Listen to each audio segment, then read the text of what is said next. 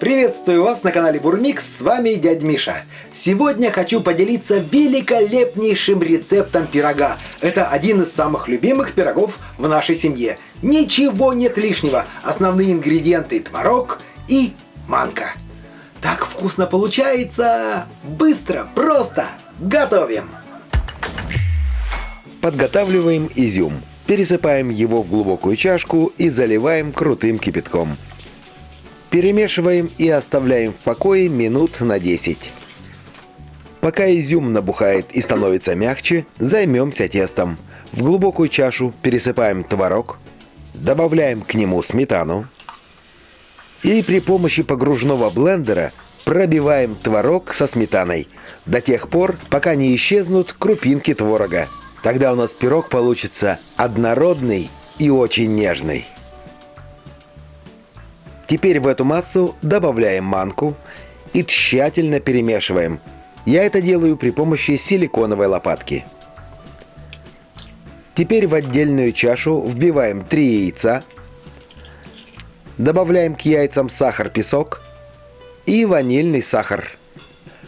При помощи венчика взбиваем до тех пор, пока сахар не растворится, масса не побелеет и не увеличится примерно в 3 раза. На это уходит около 3-4 минут. Добавляем эту массу к творогу. Чтобы пирог получился воздушный, добавляем разрыхлитель. И теперь тщательно перемешиваем. Вначале обязательно силиконовой лопаткой, но потом, когда уже тесто станет мягким, можно это сделать и простым венчиком. Тесто почти готово.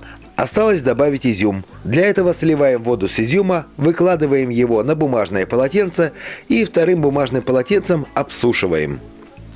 Добавляем к изюму чайную ложку муки или крахмала. Я использую крахмал. Тщательно перемешиваем, чтобы все изюминки были в крахмале. И добавляем этот изюм в тесто. Еще раз перемешиваем.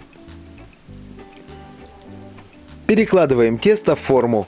Я использую силиконовую размером 25 на 12 сантиметров и глубиной 6 сантиметров. Для этого количества ингредиентов она подходит идеально. Немного потрясем форму, чтобы тесто разровнялось. И отправляем в духовку, разогретую до 180 градусов, нагрев вверх-вниз, средняя полка, на 50 минут. Верх должен подрумяниться. Минут через 40 проверьте готовность пирога при помощи деревянной шпажки. Воткните в середину пирога. Если тесто не прилипло к палочке, значит пирог готов. Духовки у всех разные, и в силиконовой форме, кстати, готовится немного дольше. Так что имейте это в виду.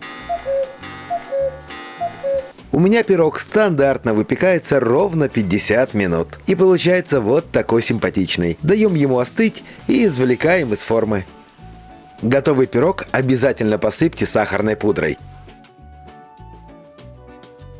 Ну а теперь остается только попробовать. Смотрите, какой он пористый, какой он симпатичный. Кстати, друзья, не обязательно пирог выпекать вот в такой прямоугольной форме. Вы его можете выпекать в круглой форме, в квадратной форме. А я еще иногда это тесто разливаю по формочкам для кексов, и у меня получаются великолепные пирожные.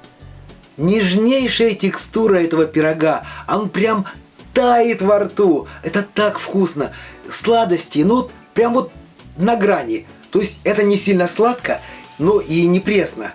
Короче, вкусно, это так вкусно, что стоит обязательно хотя бы один раз приготовить и попробовать, а потом он станет вашим любимым, я уверен.